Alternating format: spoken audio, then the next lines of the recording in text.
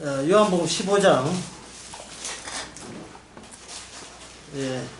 12절에 내 계명은 곧 내가 너희를 사랑한 같이 너희도 서로 사랑하는 이것이라.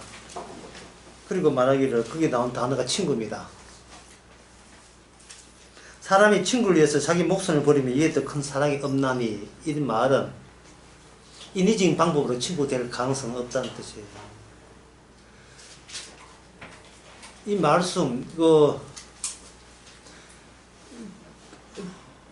그러니까 말씀대로 이 땅에 와서 예수님이 죽었다는 그 사실, 죽으셨다는 그 사실을 통해서 발생된 적이 없는, 존재하지 않았던 예수님의 친구가 새롭게 발생된 거예요. 예수님의 친구가.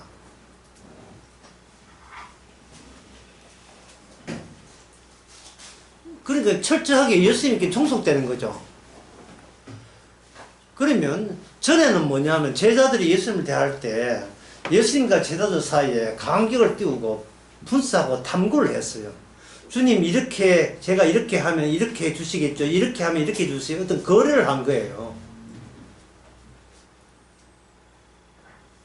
그런데 예수님 쪽에서 쑥 들어온 거예요. 뭐가? 예수님이 죽음이 들어와 버렸어요.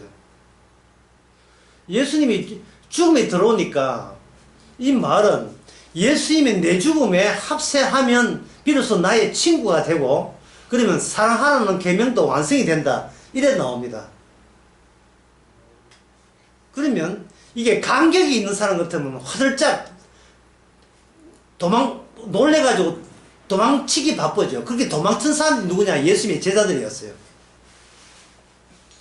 자기 십자가이라고 나를 따르라고 분명히 마태복음 16장에 분명히 이야기했는데, 막상 예수님께서 나를 따르라 해가 십자가 접으니까 그 십자가에서 두 다 도망치기에 허겁지겁 도망 다 내뺐습니다.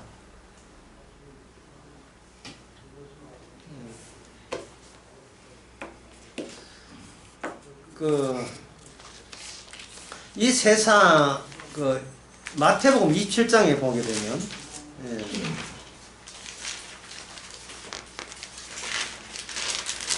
그 속임에 대해서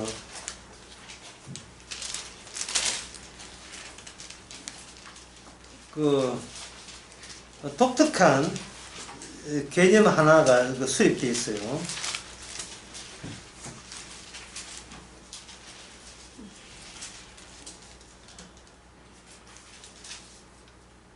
여기 마태복음 27장 64절에 보면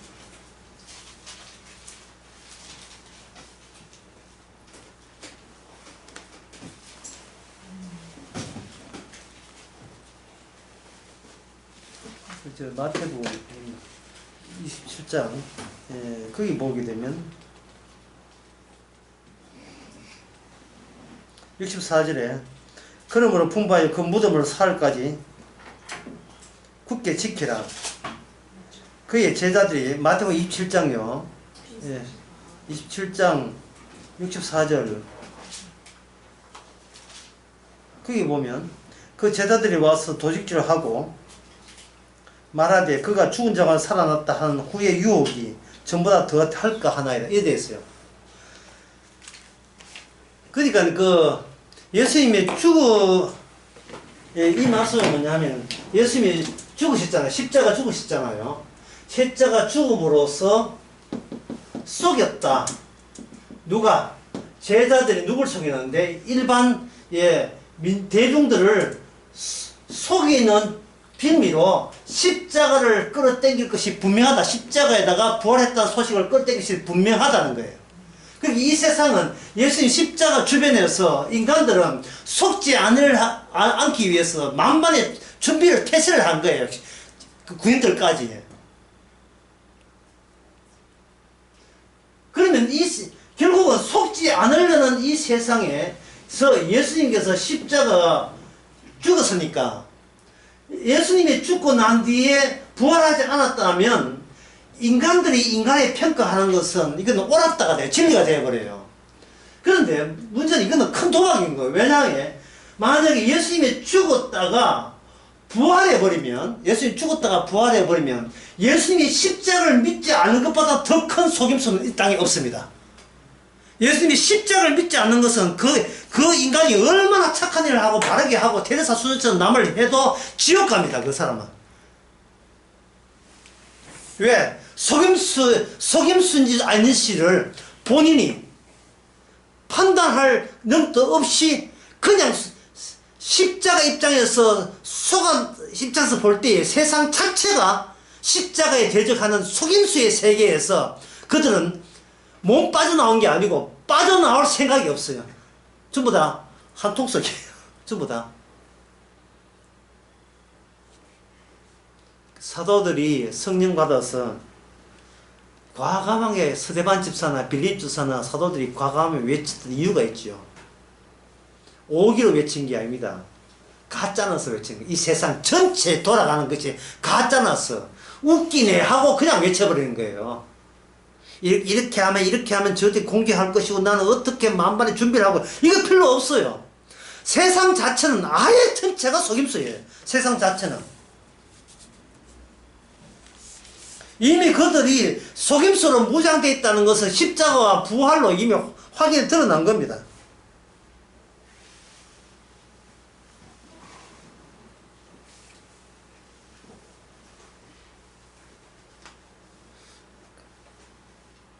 그리고 제자들이 훌륭한 게 아니에요.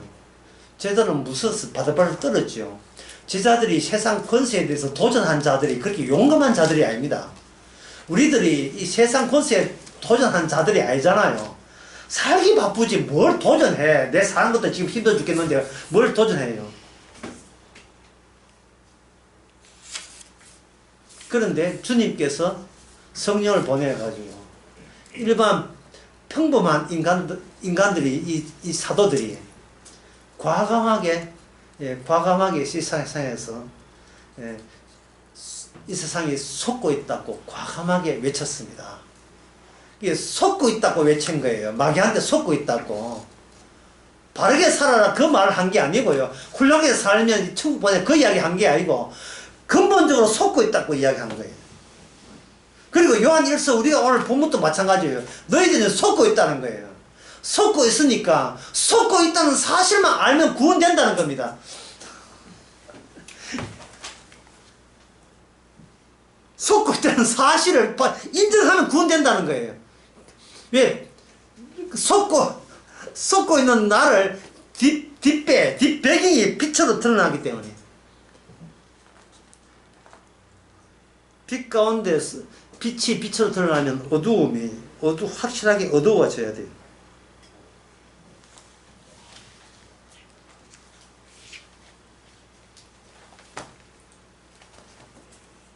그렇게 제자들에게 예수님께서 너희들 속고 있다고 해도 제자들은 그게 무슨 뜻인지 모르는 거예요.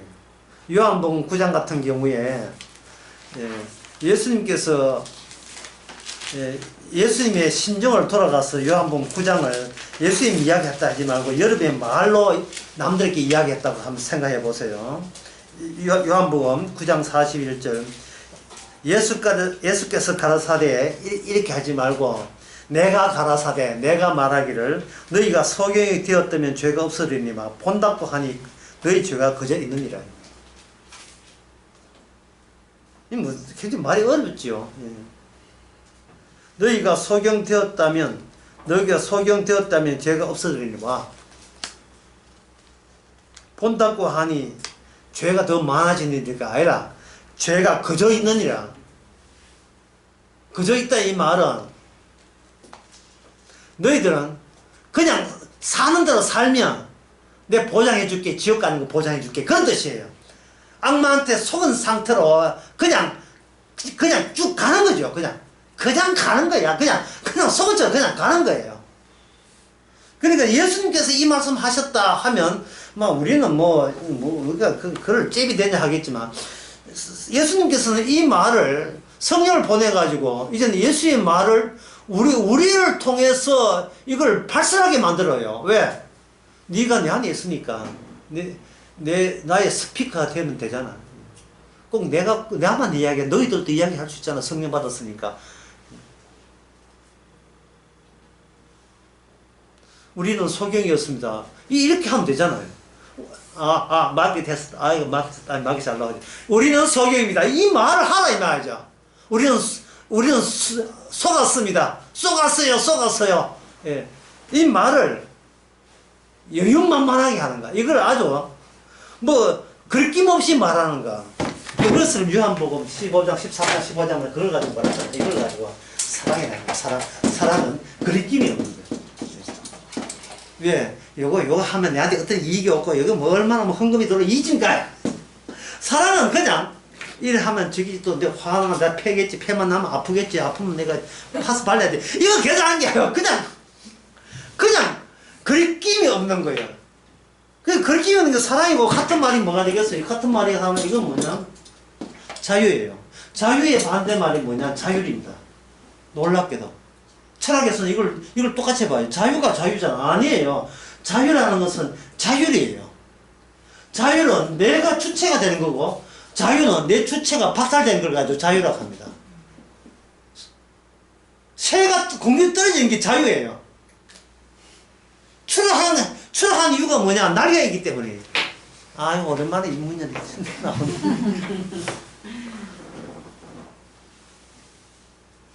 지금 요한복음 19장 41절만 이야기했는데, 이것을 범위를 한번 해보세요. 요한복음 전체가 다 그래요. 자, 그럼 요한일서 3장 16절을 보겠습니다. 여러분한테 저한테 유명한 기절이죠. 어느 정도 자율이 아니고 어느 정도 자유가 한번 보세요. 3장 16절. 그가 우리를 위해서, 이거 빨리 찾아야 돼. 또 화가 나면 이것도 부담 느껴서 내가 안 되겠어요. 그가 우리를 위해서 목숨을 버렸으니 우리가 이로써 사랑을 알고 우리도 형제들을 위해서 목숨을 버리는 것이 마땅하니라. 어떻게 신나지 않습니까? 이 자율로 하면 신나는 게 아니고 이거는 짐이 돼요. 예? 한 옆에 있는 김 집사가 돈 20만이 없어가지고 포도나게 지는데 좀 도와주는 말해야 되나? 성경 말씀 갑자기 왜 성경자가 자꾸 기억나는 거야? 그저 주라, 왜 평소에 생각하던 그 성경 기질이 와? 왜 그 타이밍에 또 생각이 나는 거야? 오로수에 한 것도 요새, 그 이야기는 왜 또 기억나는 거야? 미치겠어, 정말. 이거는 자유가 아니고 뭡니까? 자율이죠, 자율. 내가 생각해서 행동하는 거죠.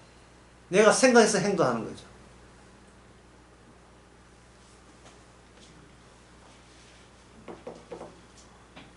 박집사가 와가지고, 이게 박집사 안 계시죠? 박집사 와가지고, 김집사, 지금 갑자기 애가 이게 병에 난치병 해가지고 수술해야 되는데 200만 원 없어.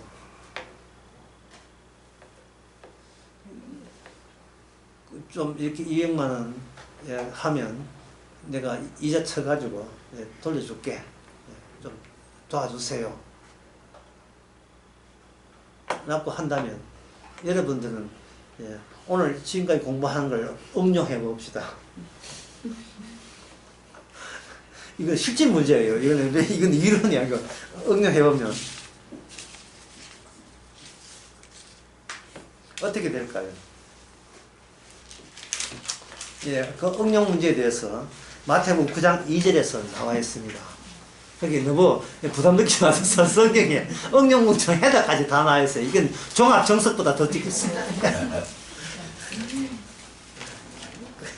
수학 정석보다 이 해답 더 상세히 잘 나옵니다. 2절에 침상에 누워 중풍병자를 사람들이 데리고 오거늘. 야, 여기에 친구들이 중풍병자 친구를 데리고 오지요. 예. 여기서 비겁하게 세척해가지고 지붕 뚫고 이제 들어오는 대목입니다. 순서표도 안 뽑고 그냥 들어오는 거예요. 예수께서 저희 믿음을 보시고 중풍병자에게 이르시되 소자야 네 병이 나았느니라. 이렇게 되어 있습니까? 뒤에 뭐가 되어 있습니까? 네 병이 나았느니라 되어 있어요. 어떻게 되어 있어요? 주사함을 받았느니라. 네 죄 사함을 받았느니라. 박집사 아가 아픈 것이 아플 때에 박집사는 생각했어요. 수술하면 나을 수 있는데 돈이 없어 수술 못 한다. 그러면 김집사한테 돈 빌리면 수술하게 되고 수술하면 병이 낫는다. 이게 뭐냐면 계획이죠. 생각을 한 거예요. 생각을. 그러면 돈 빌려가는 김사는 뭐라 하면 너와 너 아픈 자식의 죄는 사했는데 네 죄는 사했느니라. 확인 작업도 하죠.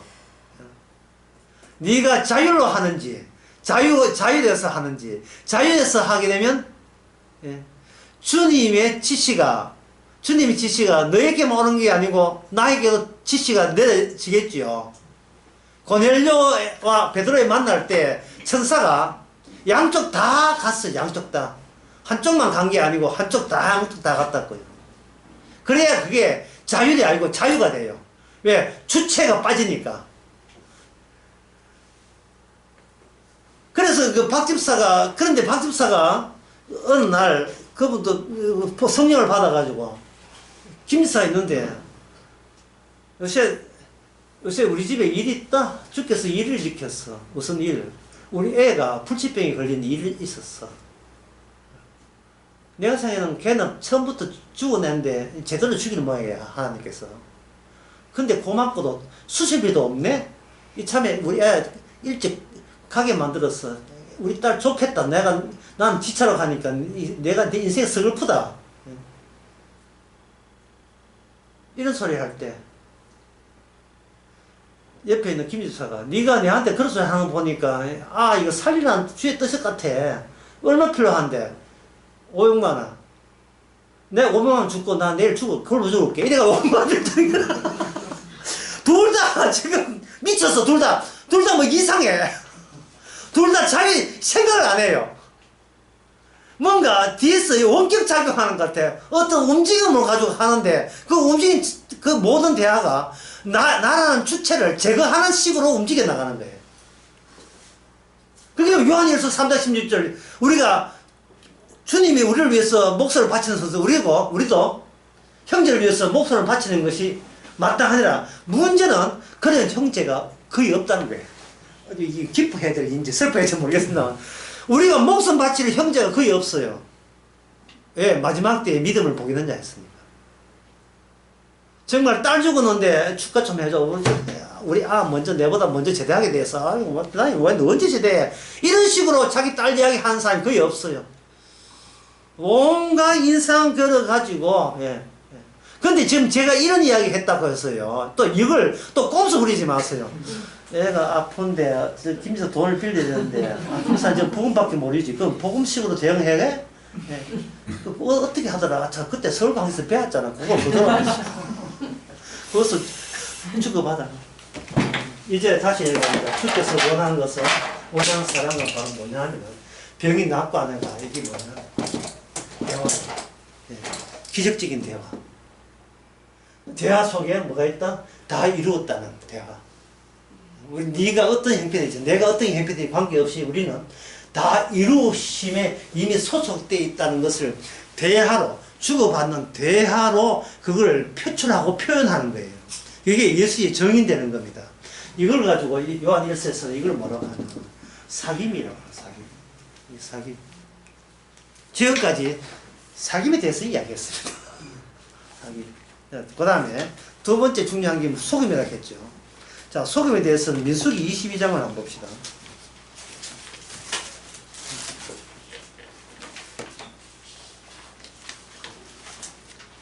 민수기 22장.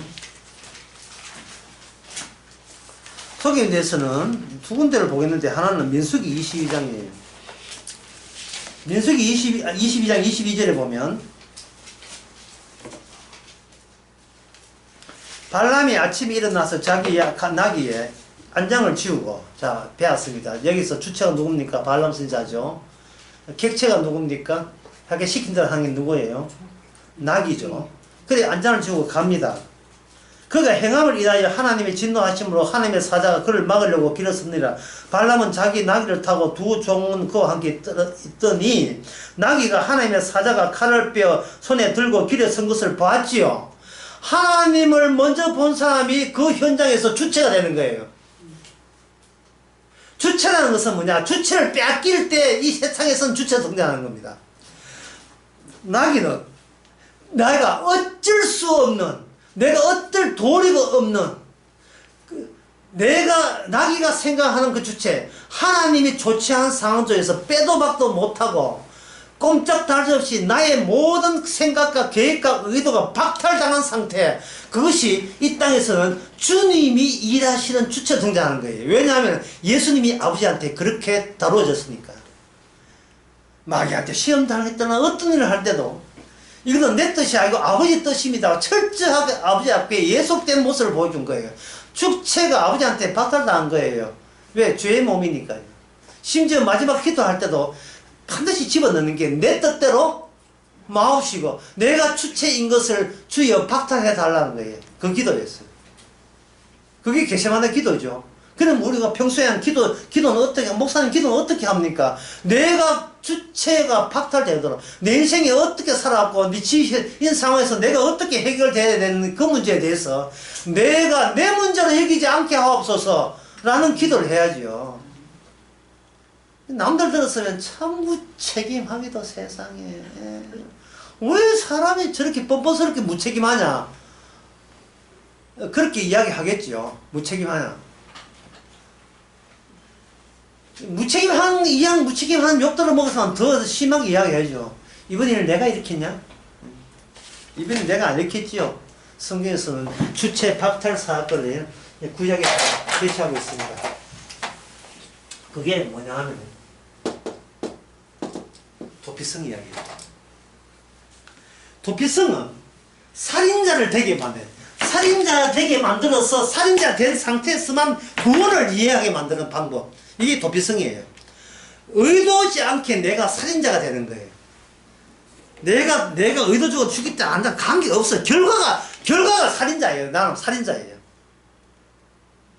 문 밖에 도끼질하고 있는 담 밖에 누가 있는지를 몰랐고 나는 나무 베개에서 도끼를 했는데 도끼가 자루에 빠져가지고 공중 세 바퀴 발을 돌면서 거기서 옆에 있는 애가 왜 타이밍 맞춰서 그 자리에 또 있기는 왜 있어? 맞아도 이 어깨 막 이런 게 왜 해필이면 정토로 급소를 맞아 죽어버렸다 이 말이죠. 그 모든 그 경로 행적 알고리즘 도는 세 바퀴 도는 이 모든 것은 누가 개입한 거예요? 누가 조정한 거예요? 주께서 조정했지요. 그럴 때 본의 아니게 죽인 사람은 본의 아니게 예수 그리스도의 억울함을 그 시대에 미리 맛본 거예요. 그러니까 네가 죄 없으니까 네 당당히 맞서라. 아닙니다. 뭐냐면 이 세상의 모든 인간은 주체가 아니기 때문에 내가 나를 평가할 수 있는 자격조차 없어야 되는 거예요. 왜 하필이면 저에게 이런 일이 라는 말을 네가 입에서 내지 마라.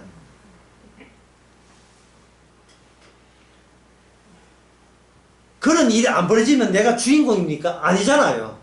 그래 일어났다. 원래 내가 주인공 아닙니다라는 그걸 우리를 알기 위해서 의도치 않은 일이 발생시키는 것이 하나님의 고집이죠. 고집이다 이 말이죠. 그럴 때 그럼 저 살인자 된 게 억울하지 않습니까? 네가 억울해?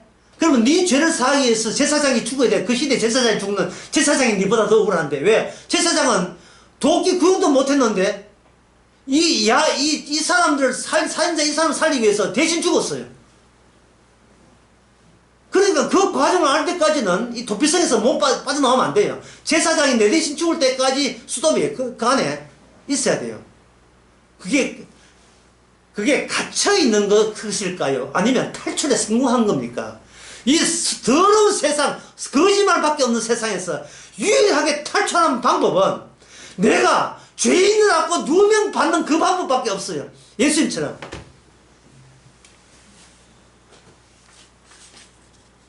그럼 우리가 죄 안 졌단 말인가? 우리는요, 죄를 져도 죽을 만큼 죄 짓지는 않아요. 죄라는 것은. 죽음 마땅합니다는 말로 때울 수 있는 죄를 지어요. 제가 죽음 마땅합니다. 그게 말로 우리가 퉁칩시다. 이게 나와요. 죽을 만큼 죄를 지었습니다. 그 말로도 처리가 가능한 죄만 지어요. 잘못했습니다. 회개합니다. 얼마만 되겠습니까? 처리가 가능한 선악체제이기 때문에 가능한 죄를 짓지만 이거는 맹목적으로 도저히 처리할 수 없는 죄는 우리가 우리를 평가하면서 그건 우리가 거부해요. 왜? 완전히 죄인이기 때문에. 우리가 완전히 죄인 되는 것은 우리 속에 악마가 극렬 반대하고 나왔습니다. 반대합니다. 반대해요. 저는 하나님을 믿습니다. 하나님을 찬양합니다. 그러니까 저를 전적으로 죄인으로 몰아세우지는 마세요. 한번 물어봅시다. 병원의 책임자가 누굽니까? 의사입니까? 간호사입니까? 간호사가 책임자예요. 누굽니까? 의사지죠. 그럼 간호사는 누구 명령받게 되어 있어요? 의사의 명령받게 되어 있죠. 여기 척추에 있는 이 뼈가 전체 척추에 이렇게 중력을 받잖아요. 근데 이 탈골대가 뼈가 중간 튀어나오면 어디에요? 주저앉지요. 갑자기 정치적 반응에 이게 큰일 났네. 이거 예, 수습이 안 돼. 간호사 뭘 하는 게 아니고 폄하하는 게 아니고 이 세상의 주체는 창조자는 주님밖에 없고 심판자는 주님밖에 없어요. 뭐예요? 이유가 뭐냐? 잘났어가 아니라 모든 걸 다 아니까요. 전체를 아니까 그런 거예요. 우리는 부분밖에 모르는데 부분을 아는 것이 뭘 자기를 평가해요? 전체를 아시는 분이 평가해야죠. 도피성에서 제사장이 도끼 덜지도 않는 제사장이 살인 누명을 주고 죽음으로써 너의 누명도 풀렸다는 관계예요. 그러니까 그런 관계는 뭐냐면 이 도피성 밖의 세계에서는 상상도 못하는 그 세계예요. 결국은 구원은 뭐냐? 탈출입니다. 탈출이 되지 않는 곳에 탈출이 되게 하는 게 구원이에요. 그건 뭐냐? 주께서 우리를 한 몸으로 간주했기 때문에 네가 이 땅에서 어떤 아픔을 겪었다 위로하는 게 아니에요. 너는 네 죄 자체를 네가 모르게 있기 때문에 내가 알거든. 네 죄가 내가 뭘 잘못해서 죄입니까? 맨날 그 소리 하는데 그냥 죄에서 태어난 거예요. 죄에서 태어난 게 아니고 죄가 태어난 거예요. 말도 분명해야 돼. 그냥 죄가 태어난 거예요. 죄가.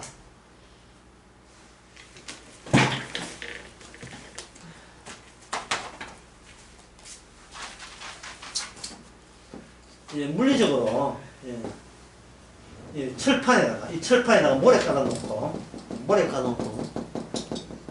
밑에서 진동 1560Hz 헤르츠라 하는 것은 1초의 진동 횟수를 말합니다. 1Hz가 1560Hz를 달려버리면 여기서 걸어버리면 여기서 뭐가 생기냐 하면 일정한 형상이 생겨요. 이렇게 형상이. 이게 형상이에요. 예. 진흙에다가 주님이 진동 걸어버리니까 인간의 형상 생긴 겁니다. 인간의 형상. 형상 진동 멈추면 뭡니까? 도로 어디로 가요? 흑인이 흑으로 돌아가잖아. 인간은 이미지거든. 인간은 이미지예요. 근데 악마는 이미지를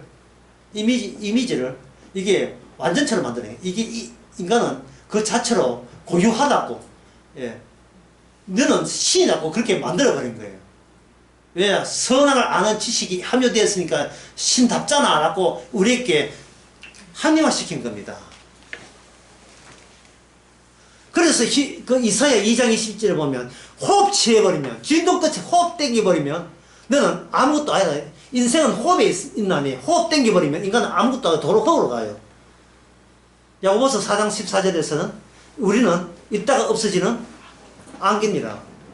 그 주님께서는 인간을 통해서 자기가 창조하신 인간을 통해서 예수 그리스도를 증거하려고 하시는 것이 주님의 계획입니다. 그 악마는 그 계획을 차단해가지고 인간은 끝까지 인간으로 밀어붙여야 되는 거예요. 죽어서도 인간이어야 한다는 거예요. 죽어서는 내 인간 영혼이 가야 된다고 우기는 거예요. 인간 영혼. 무슨 인간 영혼이 있어요.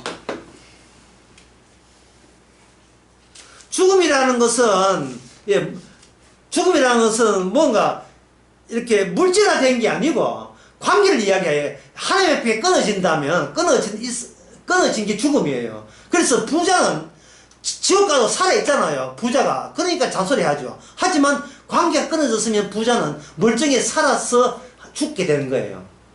차라리 죽어서 흙이 되면 속이 편하죠. 살아서 죽어버리면 이거는 골칫거리예요. 영원토록 불의 고통을 당합니다. 그 사실을 아시고 주께서 십자가 네 가만해서 내가 알아서 다 할게. 네 몸 말고 내 몸이 완성을 시키지 네 몸이 완성시키는 게 아니에요. 그 믿음이라는 것은 내 몸을 인정하지 않는 게 믿음이에요. 주님 몸만 인정하는 거예요. 그게 주체가 빼앗긴 거예요. 그래서 제가 민수기 22장 하는 말은, 그래서 당나귀 하는 말은 뭐냐? 당나귀는 속지 않았다는 사실이에요. 왜냐하면은, 발람 선지자가 자기 당나귀에게 계약 위반을 제시했습니다. 법대로 하자. 내 종 되기로 나기로 해가지고 했는데, 내 주인 시킨 대로 해야지. 가라 하면 가지. 왜 말이 많아? 하니까 당나귀 하는 말이 계약대로 했습니다. 평소에 내가 이런 일이 있었습니까? 없습니다. 이번 특별한 경우예요. 왜? 당신보다 더 센 주체가 등장하기 때문에. 이게 때린다고 될 일이 아닙니다. 이 주인님. 이 당나귀가 말하면 얼마나 놀라겠습니까? 그 현장에서. 네? 집에 있는 개가 말해보세요. 기절할 거예요.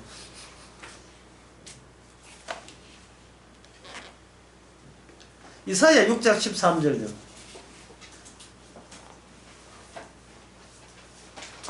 주께서 다 잘라버립니다. 이사야 6장 13절.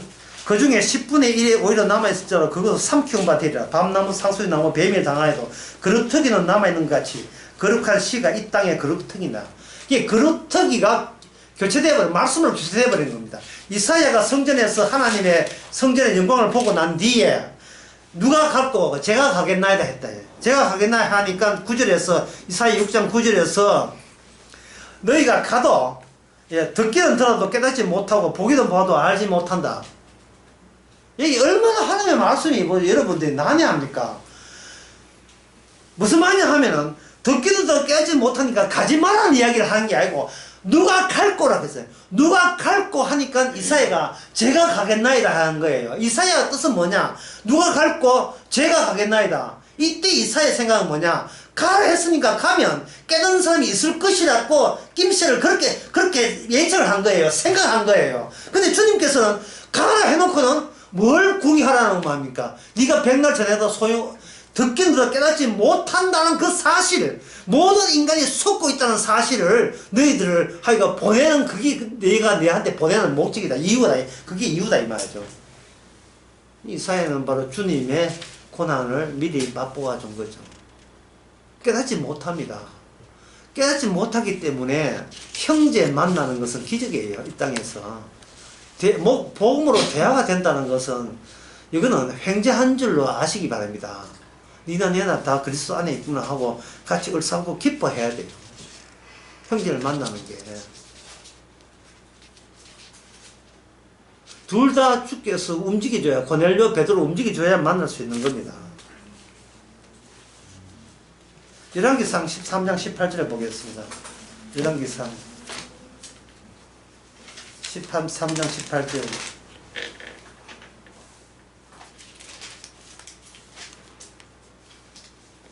어떤 선지자가 하나님의 말씀대로 가면서 하나님께서 주의 말씀을 9절에서 이해했어요. 13장 9절에서 너는 물도 마시지 말고 떡도 먹지 말고 물도 마시지 말고 왔던 길로 돌아가지 말라 당부를 했고 그 당부대로 합니다. 참 이게 어렵죠. 이게 선지자, 이거 이름 없는 이 선지자가 주의 말씀도 그대로 했어요. 지가 엉뚱한 짓을 해서 한 게 아니고 진짜 그대로 했어요. 했는데 여기서 뭐가 기다리고 있느냐? 13장 18절. 늙은 선지자가 이게 사람이 늙으면 돼서 죽어야 돼. 지금 늙은 사람 없으니까 내가 마음이 그냥 아니 90대 사람 없잖아요. 저가 그 사람께 이르되 나도 그 같은 선지자. 이게 뭡니까? 속인 거예요. 그냥 이 원래 선지자는 그냥 가던 길로 그냥 시킨 대로 했어요. 시킨 대로 했다고 해서 그 사람이 구원받는 게 아닙니다. 속임을 당해야 돼요. 지금 이 위로가 되는 말인지 이건 뭐 섭섭한 말인지 잘 분간 안 된다마는 자빠지고 엎어질 수밖에 없어요. 그래야 우리는 구원이 내 힘으로 안 된다가 아니라 아예 구원이 될 대상이 아니라는 것을 느껴야 돼요. 내 속으로 어떤 꼼수를 부리고 성경 말씀 가지고 어떻게 이렇게 다 좋아해서 그것 가지고 천국을 가겠다. 내가 아는 신학 지식, 성경 지식은 구원의 능력이 아닙니다. 구원의 능력은 십자가지. 내가 그동안 끌어모았던 성공해서 정리했던 그런 성경 지식이 구원의 능력이 아니에요. 그러면 신앙을 왜 하느냐? 속임수죠, 뭐 속임수. 그럼 신학하지 말까? 해야지. 왜? 속임을 받아놓고 살아가는 게 나은데요. 제가 강의 처음에 했잖아. 인간의 목적은 뭐냐? 그냥 사는 대로 사는 것. 끝. 그것뿐이에요. 수락에 살고 싶으면 뭐 기도하든지, 꼭 교회에서 이야기하는 거예요. 수락하고 살고 싶으면 기도하면 도와주니까, 중보 기도하면 도와주니까. 바로 이 땅에서는 모두가 짜가들이 속이고 속는 세상, 그 노래 나오잖아요. 곤두서스도 나와요. 서로 속고 속이도 하나니.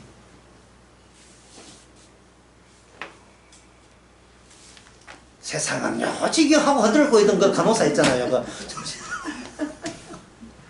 간호사 출신 가수. 그 세상은 요지게 누구보다 저것도 작아 저것도 작아 이렇게 하잖아요. 그렇게 가짜가 여기든 니도 가짜가 되죠. 왜? 가짜라고 자기가 판단하는 평가는 내가 자기 자신에게 괜찮게 자기를 평가하고 싶기 때문에. 나 세상이 죄인 걸 안다. 그러니까 나 괜찮잖아. 이게 뭐예요? 이 주체가 그대로 있잖아요. 우리가 이제 요한 1서를 통해서 하나 더 생각해야 될 것은, 이제 마지막으로 그입니다. 빛입니다. 빛. 첫째는 뭡니까? 사귄다는 거. 그것도 기적이고.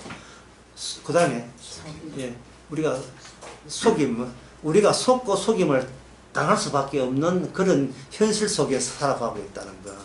안 속으려고 해서는 안 된다는 거. 세 번째가 뭐냐면, 하나님 빛이라는 겁니다. 이게 빛이라는 것을 제일 마지막에 둔 이유가 있어요. 그것은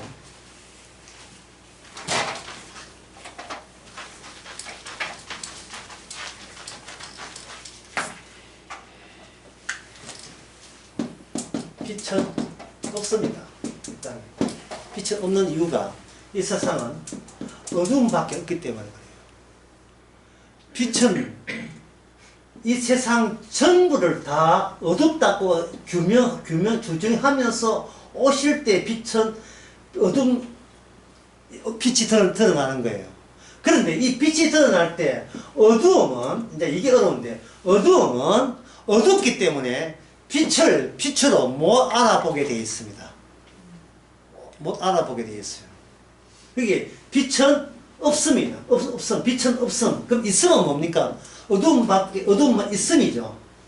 주님께서는 이 있음의 세계에서 난데없는 없음의 사건들을 여기서 일으킵니다. 이게 요한복음 다예요. 요한복음 다. 예? 물은 물이다. 맞죠? 이 물은 물이잖아요. 예? 사는 것은 사는 것이다. 제가 맞잖아요. 물은 물이다. 그런데 요한복음 2장에 보면 물은 뭐가 됩니까? 포도주가 되죠. 그러면 요걸 그렇게 사게 되면 사는 것은 곧 뭐다? 죽는 것이다. 이게 포도주 같은 복음이에요. 아, 내가 살다가 죽는 게 아니고 죽음을 표현하기 위해서 계속 살아야 되는구나. 사는 것이 죽음이라는 것을 알리기 위해서 나는 악착같이 살고자 하는구나. 이게 어두움의 생리구나. 어두움의 속성이구나.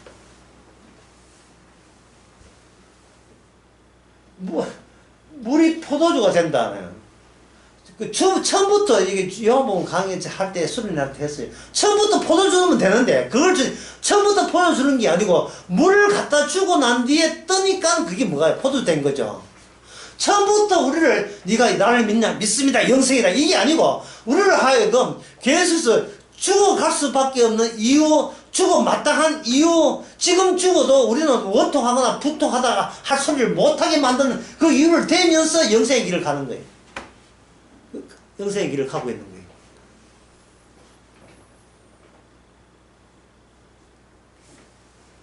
요한복음 없는 데서 생기는 겁니다. 요한복음 4장 이미 요한복음 다 하겠다. 요한복음 4장에 물길을 와서 물길로 가는 거. 뭐 당연하잖아요. 어디 가냐? 야곱의 우물에 물길로 갑니다. 네가 야곱인데, 네가 우물인데. 이거는 생각도 못한 거예요. 내 속에서 생수가 나온다는 거. 생각도 못했습니다. 내 속에서 생수가 나온 경우는 주께서 내 죄를 날마다 의로 바꾸어 줌으로써 그게 생수가 돼서 나오는 거예요. 날마다. 그래서 이래 되는 거예요. 나는 왜 그 거품 같아? 왜 자꾸 의가 나와? 엄마, 이거.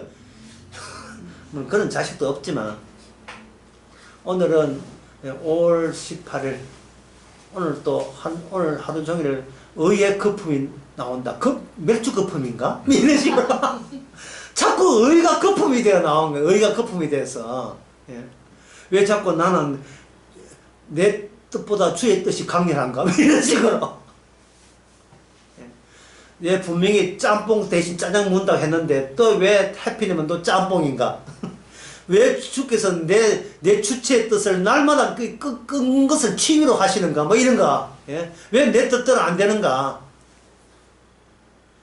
이것이 주의 온전함, 주의 완전함이 계속 생수로 나오기 위해서 하는 거예요. 그래서 그거는 남한테 자랑거리가 못 되는 것이 본인이 내에서 안 나온다는 것을 본인이 벌써 인정하고 들어가기 때문에 자랑할 수가 없어요. 지 망가진 거는 자랑한 거, 이 십자가만 자랑하잖아요.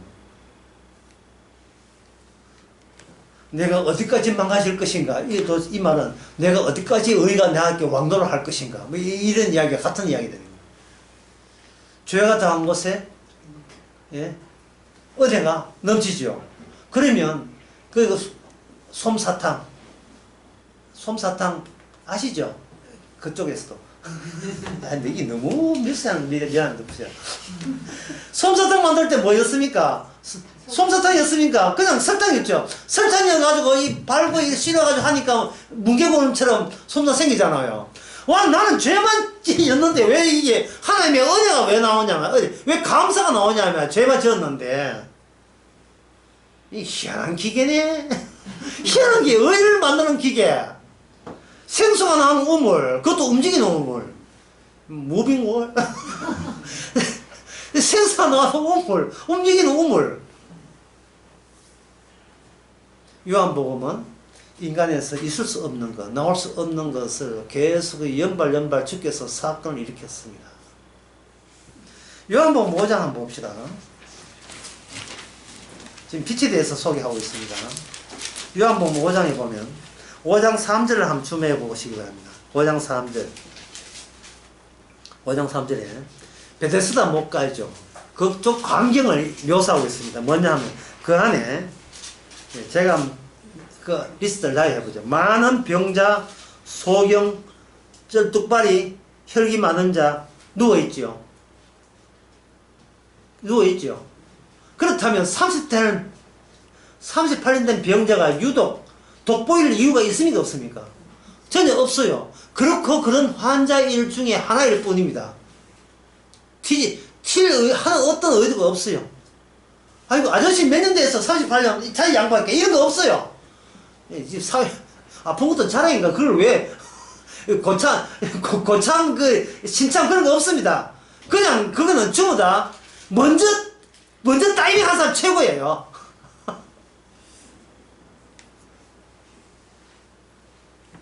그렇게 38년 된 병자가 있었다, 이 말이죠. 그러니까 조건적으로 봐가지고, 어떤 조건도 하나님의 자비를 특별히 받을 혜택은 이게 전부 없습니다. 특징적인 것이 없으니까, 똑같으니까. 이게 뭐냐면 모두 다 어두움입니다. 모두 다 어두움이에요. 나는 더 짓기 때문에 하나님의 사랑을 받을 그런 거 없습니다. 더 많이 지은 죄인은 없고요. 적게 지은 죄인 없습니다. 예. 똑같아요. 왜? 모두 다 밤이기 때문에. 뭐 조명수 있을 좀 있다고 뭐 덜 밤 그런 거 없어요. 밤에는 모든 것이 다 검습니다. 그게 우리 자신에게 특별한 의미를 부여하지 마세요. 그래서 우리의 주체를 뺏어가는 거예요. 만약에 우리가 뭔가 주체가 있어버리면 남보다 나를 더 우선으로 생각하는 버릇이 있습니다. 그래서 빛이 찾아오게 되면 어두움은 너나 하게 똑같이 어둠이었다는 사실을 알지 내가 더 짙은 어둠이다, 더 많은 죄인이라는 생각을 갖지 않습니다. 다들 똑같은 처지에 있었구나. 그런데 왜 특혜를 주시는 겁니까? 오히려 특혜 그 기준에 대해서 의아해할 수밖에 없는 반응, 이것이 거저 주시는 사랑을 받은 사람의 표현 방법이에요. 그리고 느낌입니다. 왜 하필이면 저를 이렇게 구원하십니까? 왜 하필이면? 주의 답변은 이거예요. 너를 통해서 이 세상의 율법을 가지고, 그게 안식일이라고 합니다. 안식일을 가지고 얼마나 장난질 주체를 가지고 자기가 안식일을 지키는 주체인 줄 알고 장난질 쳤는지를 내가 너를 통해서 보이기 위함이다.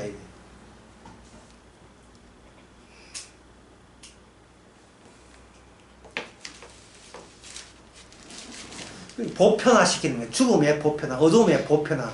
그게 빛입니다. 그래서 죽음의 보편화에서 건졌기 때문에 빛의 세계에 들어와도 빛을 특별히 더 빛을 쬐는 게 아니고 빛의 보편화 세계에서 자기만 돋보이는 식으로 하는 것을 성령이 가만두지 않고 허용하지 않습니다.